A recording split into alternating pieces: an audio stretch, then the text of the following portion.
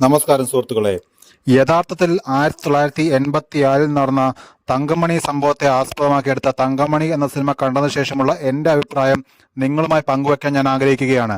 ഈ സിനിമയുടെ കഥ മുന്നോട്ട് പോകുന്ന രീതി നമ്മൾ എബ്രഹാം ഓസ്ലർ കണ്ട ശൈലിയിൽ തന്നെയാണ്. നിരവധി കൊലപാതകങ്ങൾ, എല്ലാത്തിനും ഒരേ സ്വഭാവം, ഒരേ ശൈലി. കൊല ചെയ്യുന്ന ആൾ ആരാണെന്ന് തുടക്കത്തിലേ കാണിച്ചു തരുന്നുണ്ട്. പിന്നീട് ആ പ്രതിയിലേക്ക് പോലീസ് എത്തുന്നതും ശേഷം ഇത്തരത്തിൽ കൊല ചെയ്യാൻ അയാളെ പ്രേരിപ്പിച്ച കാര്യവും. ഇതാണ് സിനിമയുടെ മൊത്തത്തിലുള്ള ഇതിവൃത്തം. തങ്കമണിയിലെ യഥാർത്ഥ സംഭവത്തെ കൂട്ടിച്ചേർത്ത് പറയുമ്പോൾ ഇതിൽ കാണിക്കുന്ന ചില കാര്യങ്ങൾ യഥാർത്ഥത്തിൽ ആ ഗ്രാമത്തിൽ നടന്നിട്ടുണ്ടോ എന്നത് സംശയമാണ്. ഇത് പൂർണ്ണമായും റിയലിസ്റ്റിക്കായി എടുത്ത ഒരു സിനിമയല്ല. ചരിത്രത്തിന്റെ പുനരാവിഷ്കരണം എന്നതിലുപരി ഈ സിനിമ ഒരു റിവെഞ്ച് ആക്ഷൻ ജോണറിനോടാണ് കൂടുതൽ നീതി പുലർത്തുന്നത്. പ്രതികാരം ചെയ്യേണ്ട കാരണം ഈ തങ്കമണിയിൽ നടന്ന സംഭവമാണ് എന്ന രീതിയിലാണ് ഈ സിനിമയുടെ പോക്ക്. ആക്ഷൻ വരുമ്പോൾ കൂടുതൽ സ്ലോ മോഷനും മാസ് കാണിക്കലും ഒക്കെ എല്ലാം ഉണ്ട്. ദിലീപിന്റെ കഥാപാത്രത്തിന്റെ പേര് എബൽ ജോഷുവ മാത്തൻ എന്നാണ്. അദ്ദേഹത്തിന്റെ അഭിനയം വളരെ മികച്ചത് തന്നെയായിരുന്നു. പ്രത്യേകിച്ച് ഇമോഷണൽ സീൻ എല്ലാം തന്നെ വളരെ ഭംഗിയായി ചെയ്തിട്ടുണ്ട്. എന്നാൽ നീത പിള്ള അവതരിപ്പിച്ച അനിത എന്ന കഥാപാത്രമായുള്ള കെമിസ്ട്രി കുറച്ച് ബോറായി തോന്നി. പ്രണീത സുഭാഷ് അർപ്പിതനാഥ് എന്ന പോലീസ് കഥാപാത്രത്തിൽ വളരെ മികച്ച പ്രകടനം കാഴ്ചവെച്ചു.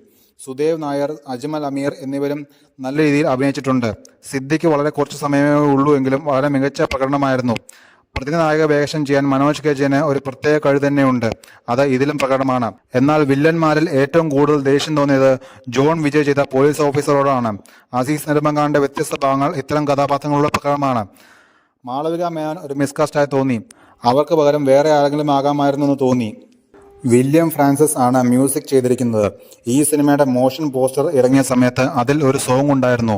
തങ്കമണി എന്ന യഥാർത്ഥ സംഭവത്തോട് പ്രേക്ഷകരെ അടുപ്പിക്കുന്ന ആത്മാവുള്ള പാട്ടായിരുന്നു അത്. എന്നാൽ സിനിമയ്ക്കകത്ത് ആ പാട്ട് വരുമ്പോൾ ആത്മാവില്ലാത്ത പാട്ട് പോലെ തോന്നി. അതിന് കാരണം ആ പാട്ട് പ്ലേസ് ചെയ്തിരിക്കുന്ന സീനാണ്. ഈ സിനിമയിൽ ബസ് കത്തിക്കുന്ന സീൻ പോലും ഒരു മൃഗീയമായ അനുഭൂതി പ്രേക്ഷകരിലേക്ക് ഉണ്ടാക്കുന്നുണ്ടോ എന്ന കാര്യം സംശയമാണ്. ബസ് കത്തിക്കുന്ന സമയത്ത് VFXും സിനിമയുടെ മുടക്കുമുതലനുസരിച്ച് തടക്കേറില്ലായിരുന്നു. മൊത്തത്തിൽ ഈ സിനിമ ഒരു ശരാശരി അനുഭവം മാത്രമായിരുന്നു.